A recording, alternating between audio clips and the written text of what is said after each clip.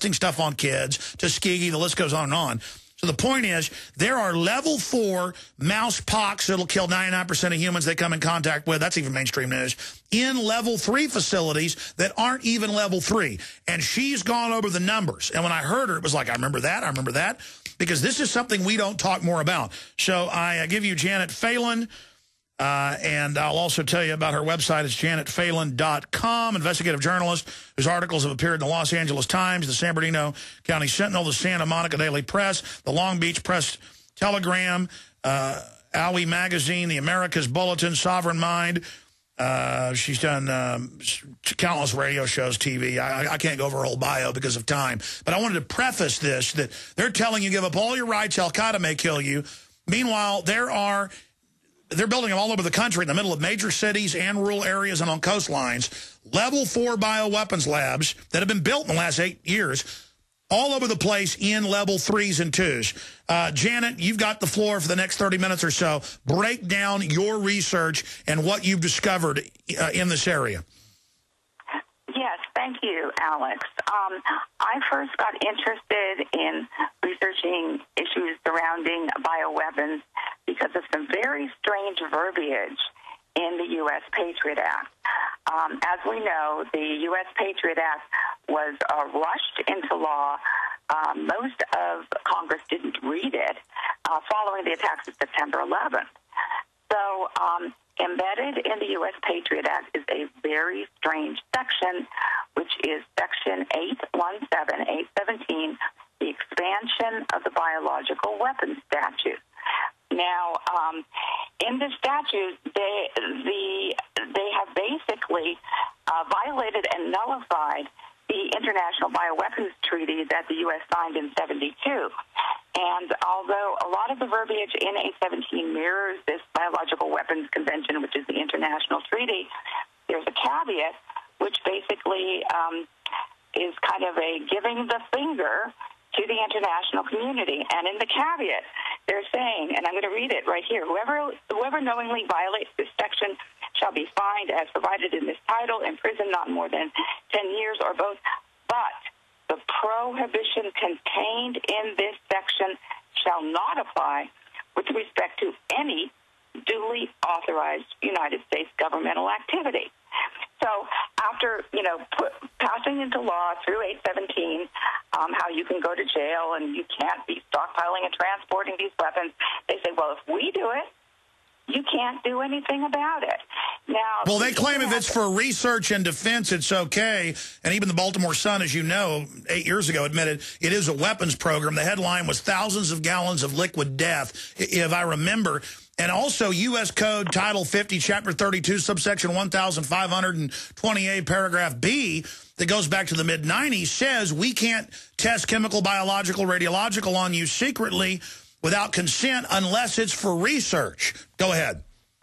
Well, research is a very is a very problematic term, because what kind of research? Is it defensive research or is it weapons research? And how would we know?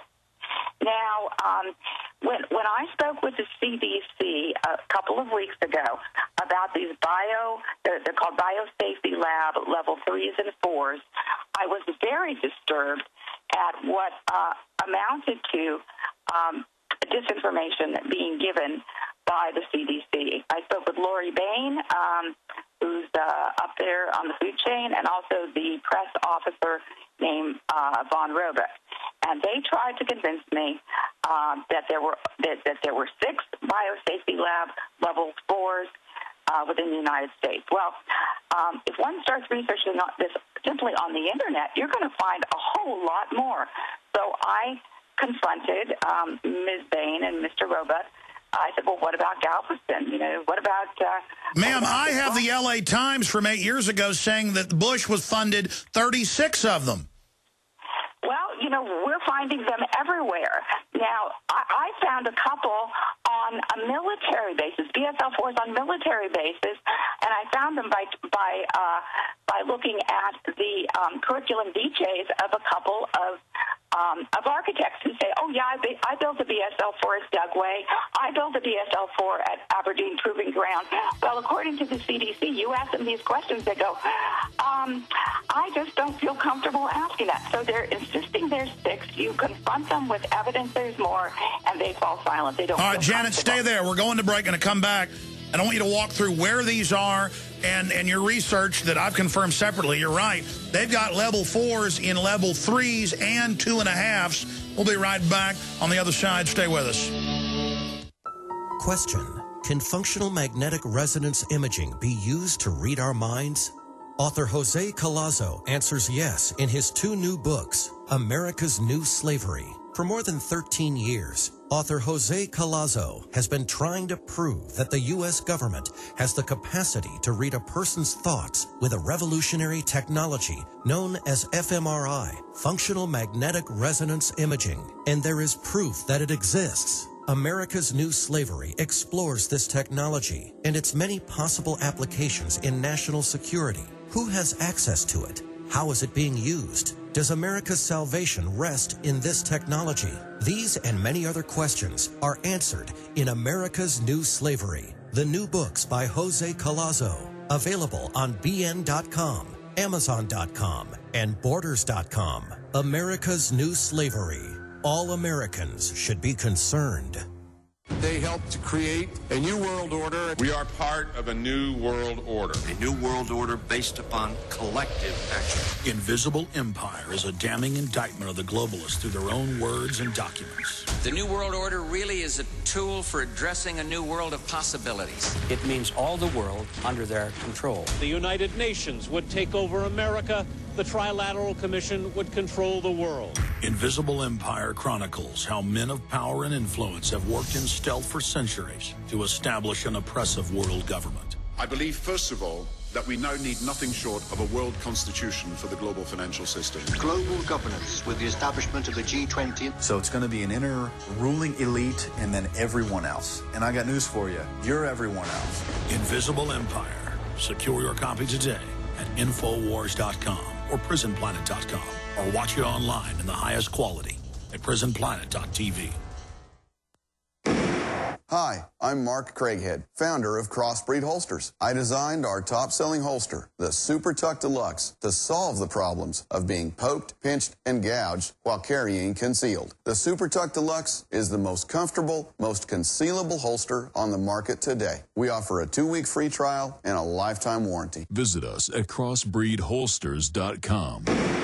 Don't forget, crossbreedholsters.com. Hi, this is Ted Anderson. Have you ever wondered why banks, stockbrokers, investment advisors won't talk about gold IRAs? They've been available since 1986, yet the financial industry won't recognize the value of gold for your retirement. Gold has outperformed paper investments, yet no word about IRAs. If you would like to have gold for your retirement, call 800-686-2237. Don't get left behind by rising inflation and low returns. Call 800-686-2237. Secure your future and call 1-800-686-2237. If you drive for a living, you don't get paid to stop or wait in line.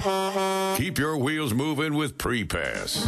Bypass way stations, fly-by port of entry facilities. Stay moving at highway speed while the guy without pre-pass waits in line.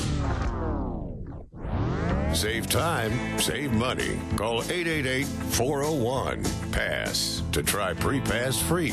That's 888-401-PASS. What's cooking at PrizeKitchen.com? Plenty. Low prices on your favorite kitchen brand appliances, Vitamix blenders, Omega juicers, reverse osmosis systems, and more. Plus, free shipping on it all. PrizeKitchen.com gives your family the tools for a healthy lifestyle by eating more fruits and veggies and drinking pure water. Go to PrizeKitchen.com. Great selection, low prices, free shipping. PrizeKitchen.com. We help make healthy lifestyles convenient.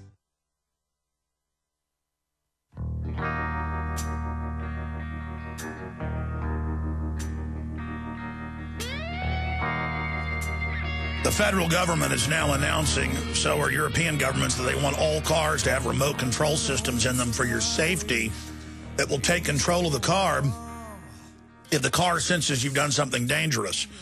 And Google's just gotten approval for Google cars in Arizona to be on the roads. Danny Jawinko, the demolition expert who concluded on national television and in many programs that the Building 7 was a controlled demolition, his car magically ran off the road while coming home from church and ran into a pylon. And you wait, when they make everybody have remote-control cars, they can already rig them. That's going to be their favorite way of killing folks. Sad issue. Just thought I'd report that. I mean, he might have just had a heart attack and driven off the road. He wasn't that old, though. Going back to Janet Phelan, investigative journalist, written for the LA Times, you name it. This is a short segment, long segment coming up with our guest.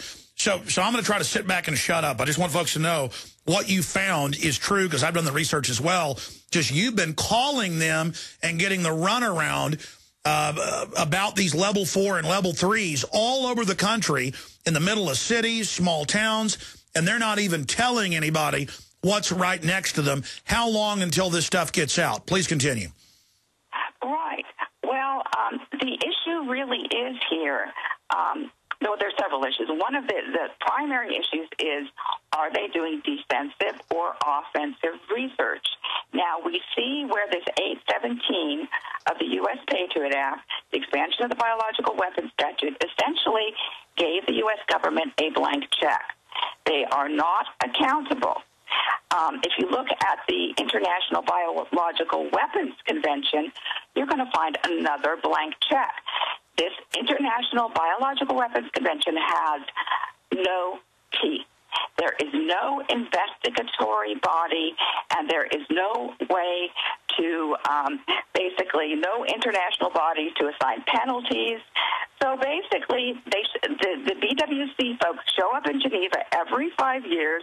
They pat each other on the back. Great job. We're containing all these biological weapons.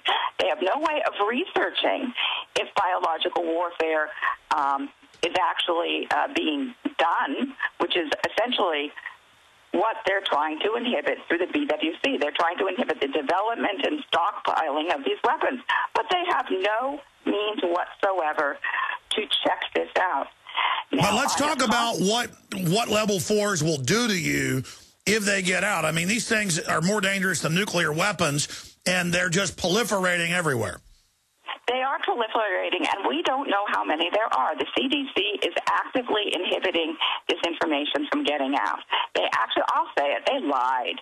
You know, they basically lied to me about these BSL-4s, and when I confronted them with what I found, they said, well, for national security reasons, we don't feel comfortable on commenting whether there's a BSL-4 in Galveston. We don't feel confident.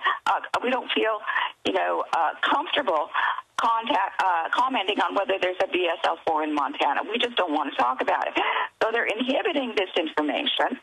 Now, the question as to whether there is offensive research being done, there is a project that was established a number of years ago called the Sunshine Project that was basically attempting to provide some sort of oversight and review and investigation. It's out of Austin, Texas. Yeah. Yeah, right. So there was a report that came out a bit ago by Edward Hammond, who was the director of the Sunshine Project. And what he found is that the oversight mechanisms, which means there has to be like committees there at these bioweapons labs to oversee what's going on, the committees don't meet. The committees don't review. The committees are there in name only, and there isn't any review going on. And furthermore, Edward Hammond found out that there was unauthorized research with select agents that had not been approved going on at these labs. So we don't have anybody watching what's going on. Now, this takes us to the issue of the possibility that the government is developing bioweapons and stockpiling them. Now, several years ago, I was fortunate enough to be traveling across country with a truck driver who had a delivery to make at Sierra Army Depot, which is up in California. It's up about 70 miles above Reno. I was admitted into the base, although not through any particular gate. But the trucker who had a security clearance told me very clearly that they used to have nukes there at Sierra Army Depot, but now they just have these big vats of liquid. Now, that would most likely be biological or chemical weapons. So I started doing some more research on government military bases and whether or not there was... Well, Janet, stay there. I mean, they had